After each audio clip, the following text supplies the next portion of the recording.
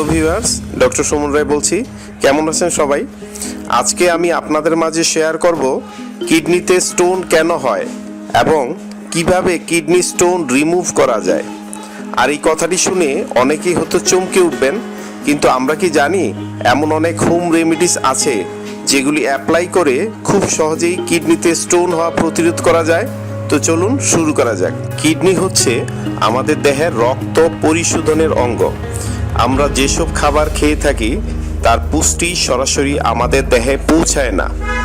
খাবার গ্রহণের পর তার একটি অংশ কিডনি থেকে রক্তে যায় এবং রক্তের মাধ্যমে পুরো দেহে তা সঞ্চালিত হয়। এছাড়া শরীরের জমে থাকা অনেক রকম বর্জ্য পরিশোধিত হয় কিডনিতে।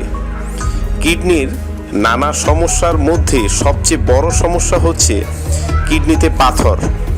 যদি কোনো কারণে কিডনিতে ব্যাকটেরিয়াল ইনফেকশন হয়ে বর্জ্য ঠিকমতো পরিশোধিত করতে না পারে, তখন তা জমা হতে থাকে কিডনির ভিতরে, আর একেই মূলত আমরা কিডনির পাথর হিসেবে জানি।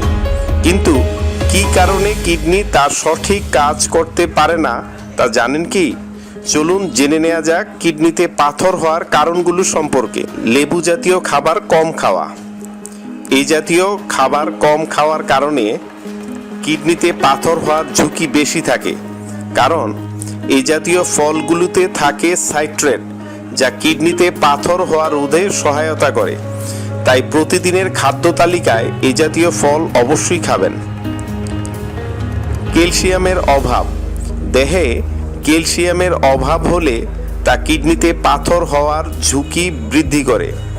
খাবারে পরিমিত ক্যালসিয়াম না থাকা এবং ক্যালসিয়ামের অভাব পূরণ না হওয়ার কারণে কিডনিতে পাথর হওয়ার সম্ভাবনা প্রায় 20% বৃদ্ধি পায়। অতিরিক্ত কোমল পানীয় পান করা। এই ধরনের পানীয় পান করার কারণে কিডনিতে পাথর জমে। এই ধরনের কোমল পানীয়তে প্রচুর পরিমাণ ফসফরাস থাকে, যা মূত্রকে অ্যাসিডিক করে তোলে, ফলে কিডনিতে পাথরের সৃষ্টি হয়। পরিমিত পানি পান না করা।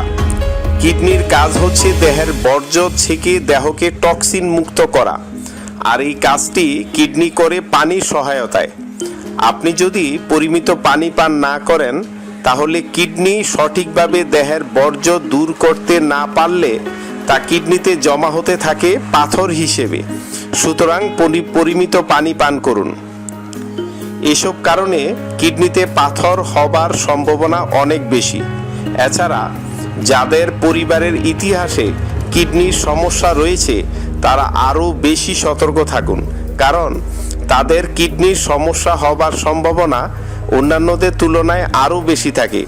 তাই এমন কোনো কাজ করা উচিত নয় যে কারণে কিডনির সমস্যা বৃদ্ধি পায় এবং কিডনি তার স্বাভাবিক কার্যক্ষমতা হারায়।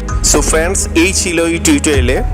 যদি আমার টিউটোরিয়ালটি ভালো লাগে তাহলে অবশ্যই লাইক, কমেন্ট এবং বেশি বেশি শেয়ার করবেন। আর চ্যানেলটি সাবস্ক্রাইব করতে ভুলবেন না। আর ফেসবুকে আমার সঙ্গে কানেক্ট থাকতে আমার গ্রুপ পেজে জয়েন করুন, আর এই লিঙ্কটি আমি ভিডিও ডেসক্রিপশনে দিয়ে দেব। সো ডেসক্রিপশন ফলো করুন। সবাই ভালো থাকবেন। ধন্যবাদ।